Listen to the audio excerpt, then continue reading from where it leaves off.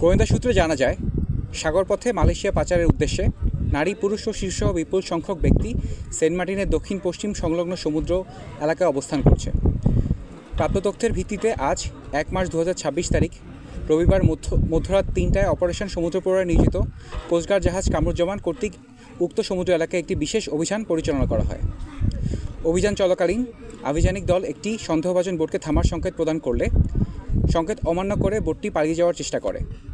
অতঃপর আভিযানিক দল বোটটি ধাওয়া করে সেন্ট মার্টিনের দক্ষিণ পূর্ব সংলগ্ন সমুদ্র এলাকায় আটক করতে সক্ষম হয়। পরবর্তীতে আটককৃত বোটের তল্লাশি চালিয়ে মালয়েশিয়ার পাচারকালে নারী ও শিশুসহ 153 জন ভুক্তভোগীকে উদ্ধার এবং 15 জন মানব পাচারকারীকে আটক করা হয়। উদ্ধারকারীদের জিজ্ঞাসাবাদে জানা যায়, কয়েকটি সংঘবদ্ধ পাচারকারী চক্র বিদেশে উন্নত জীবনের স্বপ্ন, উচ্চ বেতনের চাকরি ও অল্প খরচে বিদেশ যাত্রার প্রলোভন দেখিয়ে টেকনাফ সহ দেশের বিভিন্ন এলাকা থেকে বাংলাদেশি ও রোহিঙ্গা নাগরিকদের মালয়েশিয়ায় গমনে উদ্বুদ্ধ করে সাগরের পথে পাচারের পরিকল্পনা করছিল। উদ্ধারকৃত ব্যক্তি ও আটককৃত মানব পাচারকারীদের পরবর্তী আইনানুগ কার্যক্রম প্রক্রিয়াধীন রয়েছে।